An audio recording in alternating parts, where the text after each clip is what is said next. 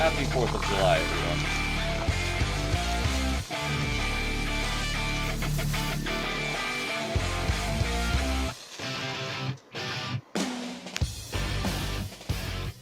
Hey guys, Faithful Slave here. In a little while I'm going to go out and celebrate this 4th of July with the family. Going to be outdoors, there's going to be barbecue, there's going to be hot tub. It's going to be a good time. A well-deserved break from the norm. I hope you guys enjoy your 4th of July as well. Before I do that though, I thought I would just share with you another quick chapter from my upcoming fictional novel. Just some highlights, the gist of the story so far. They announced at the Kingdom Hall Sunday morning that the end of the world is here, and that all the brothers and sisters were told to turn off their cell phones, tablets, all electronic devices for some reason. This caused quite a bit of panic amongst the brothers and sisters, but not all of them are completely sure that this is really the end, but they're kind of sticking around, most of them are anyway, to see what happens. Something else I should also probably mention is that during the meeting Sunday, the elders read a letter supposedly from Jehovah, and it said that no one at the Kingdom Hall could leave the Kingdom Hall. It said that anyone stepping 1 foot outside the door would positively die. Alright, let's get on with it. Chapter 3. The clock above the double doors separating the lobby from the main auditorium ticked slowly, even slower than when Brother Manny Adkins gave a talk. It was 1:30. 2 hours had passed since the meeting closed. John had been patiently waiting for an opening to get away from Brother Hollander's lectures, but he ended up just having to interrupt him. "Excuse me for a minute," was the only thing he could think to say. At least it worked. Already people were getting restless. Those with watches studied them like the watchtower. Ken Martin was especially studious of his timepiece. John laughed at himself as he thought about giving him a highlighter. Sister Cuse woke up, thankfully. Sister Jamie was a nurse and had the Kingdom Hall's first aid kit open. She held a damp cloth to the sister's forehead in her seat. She seemed okay, just beyond worried for her son. John thought about some of his friends that he had met in other congregations. He hoped they made it to the meeting this morning. His stomach growled. He had not eaten a large breakfast. Food. He had not thought about it until now. What were they going to do about food? No wonder big old Brother Hollander looked so sad. He was probably starving. John looked over to the well-fed Sister Irwin, who was sitting down, looking incredibly uncomfortable. The large Spanish-speaking sisters were standing and socializing. They seemed to be in high spirits, at least. How long would it take before hungry stomachs soured their moods? He looked around again for Tara. Her and Billy had still not returned from their little chat. He walked through the lobby to try and see where they had gone off to. The only place they could speak in private would be in the library, or maybe the second schoolroom. The second school was almost empty, save for a few of the inactive brothers and sisters that always sat back there. Brother Norris Grant's kids were screaming and being obnoxious, but no Tara. On the other side of the entrance hallway was the library, but the door was closed. Come to think of it, many of the elders were nowhere to be found either. "Oh no," he said out loud. "So you figured it out." Ashley walked up. Her eyes were wet. They are in trouble, aren't they?" John's fish. "They are in trouble, aren't they?" John's fists clenched. "What did Billy do to her?" That made Ashley laugh as she dried her tears. "Nothing she didn't want. They are both so stupid. I warned her. I tried to tell her dating him was dangerous. He's no good for her. He probably pressured her into going out somewhere without a chaperone. Guys only want one thing." "Not all guys." John turned away from her angrily. He was 18, yet he still had not so much as even kissed a girl. The Bible says to only marry in the Lord, to not be unevenly yoked. But how would he ever be married when the only two eligible women in this hall had rejected him, or fallen in love with someone else? He took 2 steps toward the exit before stopping dead in his tracks. He cussed under his breath as he remembered he couldn't leave. I know how you feel. Jehovah picked a fine day to not let us leave the hall. She leaned her back against the wall of the hallway. Yeah. He walked back and took a similar stance next to her. I liked her, you know. No way, I never knew that. Her tone was laced with sarcasm. It did nothing for John's mood. John, you are a nice guy, but girls like Tara only want a certain thing. Oh yeah? Like what? He bumped the back of his head against the wall a few times. Mystery, uncertainty. She tapped her fingers on crossed arms. Is that why you shot me down too? I'm not mysterious enough? John made the words sound as ridiculous as they were. No, John. She threw her arms around him out of nowhere.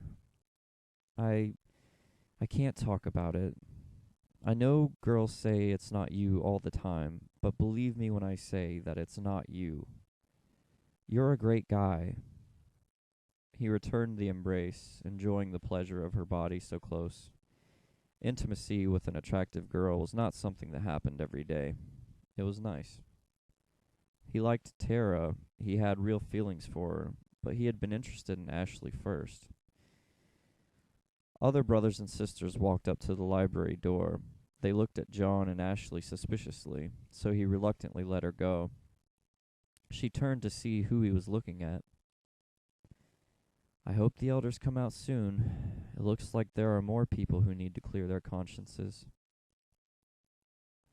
I might have to, after that hug, he replied, smirking. It was supposed to be funny, maybe even a little flattering. Instead of laughing, she rolled her eyes and walked away. John leaned back against the wall, muttering to himself, I'll never understand women.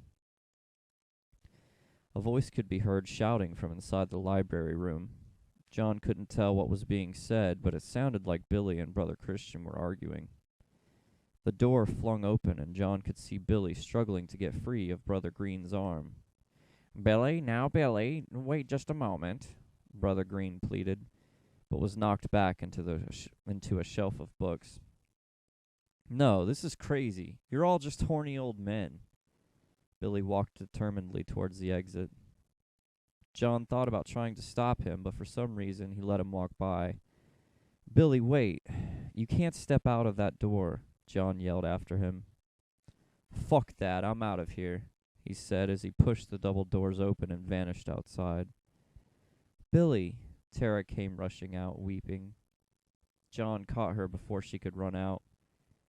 I'm sorry, Billy, come back. You're going to die. Brother Green and Brother Christian quickly came to aid John in keeping her from going any further. Once she calmed down, John let her free. Ashley was there suddenly, and Tara sobbed on her shoulder. She stood there in her arms, repeating that it was her fault. The brothers opened one of the doors to peek outside as a car peeled out of the parking lot. Shh, it's okay. It's not your fault, Ashley soothed her, while John stayed silent. At times like this, he was better off keeping his mouth shut. Her parents went to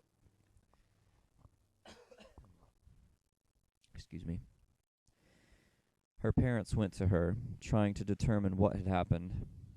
Ashley let her go, and she walked off with her parents. Eventually, the elders awkwardly went back into the library where others were waiting to speak with them. Sister Cuse walked up sometime during the commotion, her face looking something between worry and shock. He made it to his car, she said absently. Yeah, I guess he did, John replied, curiously. He heard Cuse take in a deep breath. Before John could even turn to look at her, he was hurling towards the floral wallpaper. His head struck the wooden baseboard as he landed on his side. Sister Cuse was much stronger than she looked. She was out the doors before anyone could even protest. All anyone could do was watch from the doorway as she got in her car and rolled out the driveway. "Do you think she will make it to her son?" someone asked as John rubbed his head. "Only Jehovah knows." There were people gathering around him, asking questions when everything went blurry. The large cream-colored tiles of the floor were cold to the touch. "I feel dizzy," he said as Sister Jamie helped him sit upright. "Just sit still for a minute. You might have a concussion. I'm going to go get some Tylenol." "Great," John replied. "Well, in the last days, critical times hard to deal with will be here." No one laughed. The clock now read 4:45.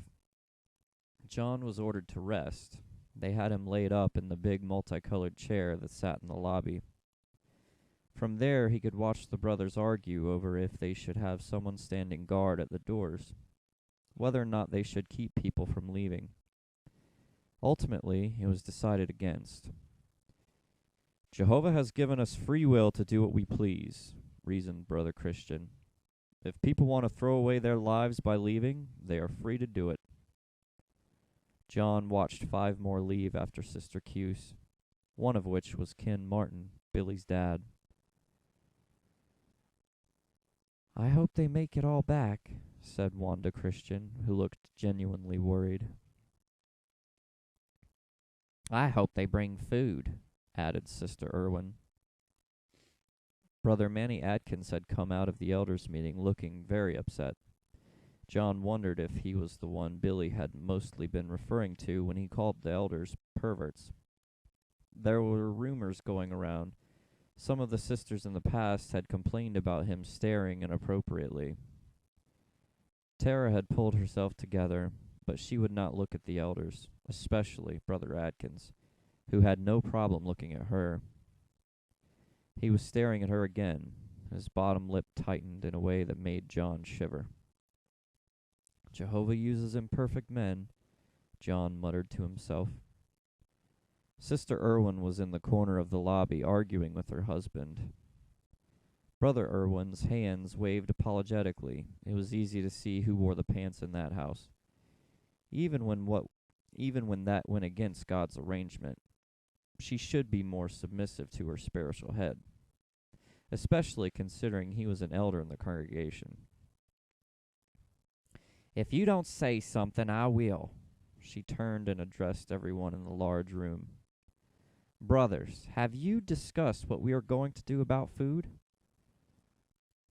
"Tina," Brother Irwin sighed a defeated protest. "No, Anthony, I'm sorry, but someone has to at least bring it up." Sister Bennett and the Spanish-speaking sisters all nodded their heads in agreement. The elders must have heard the commotion. They gathered around the crowd. Brother Christian got their attention.